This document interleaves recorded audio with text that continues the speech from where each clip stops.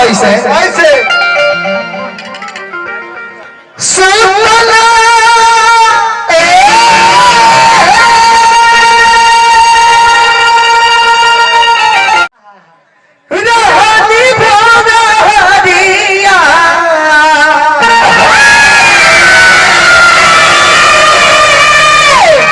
सुख के दरिया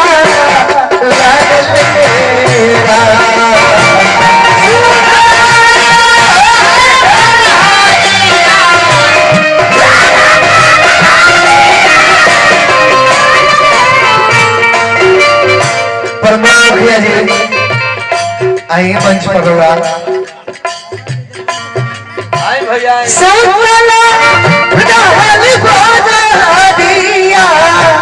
सुख के दीदारिया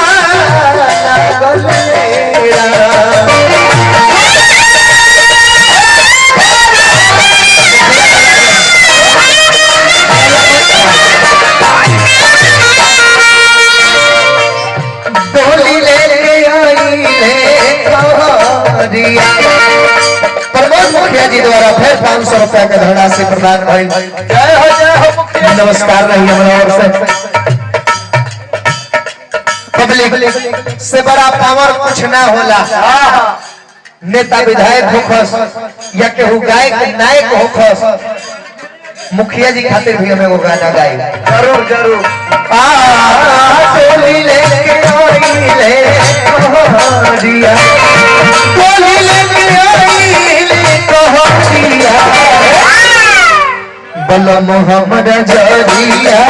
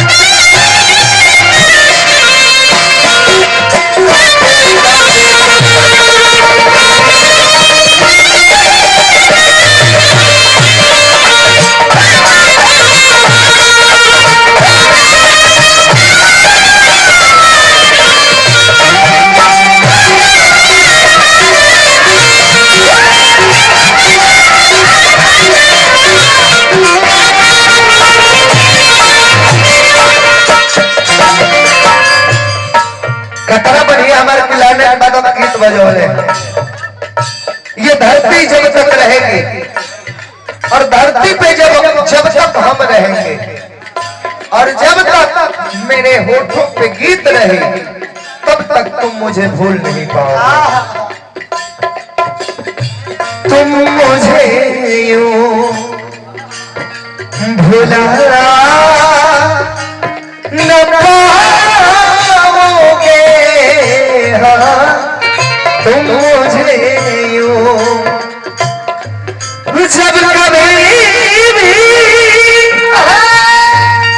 सुनोगे गीत मेरे, संग संग तुम भी गुनगुनाओगे।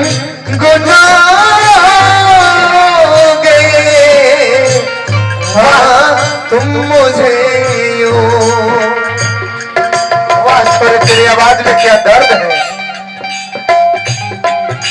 गाना गावल वर का ना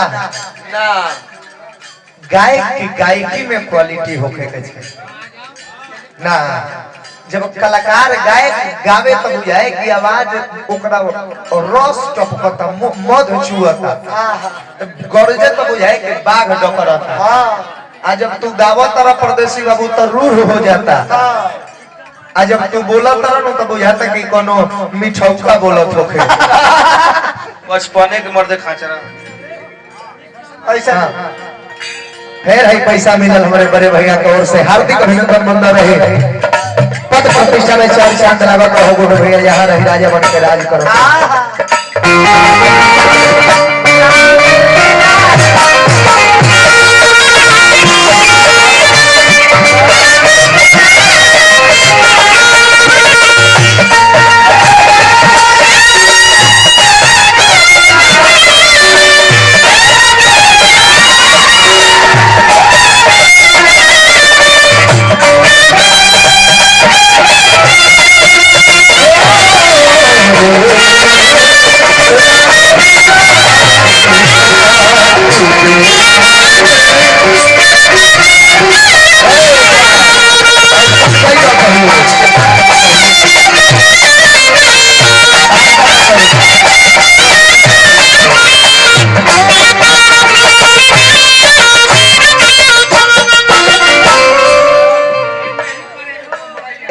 पर हमरो मरैया देखत ई लाइलारे के नंबर दे धरती हम देखा देखा सबका बुझाई दोसरा जब हमनी के निर्गुण शुरू कर दी त लोग कहि के बे आज बंद करी तनी नायका में के होखे लेकिन ए जा डिमांड क के सब निर्गुण ए जा महत्व दार बा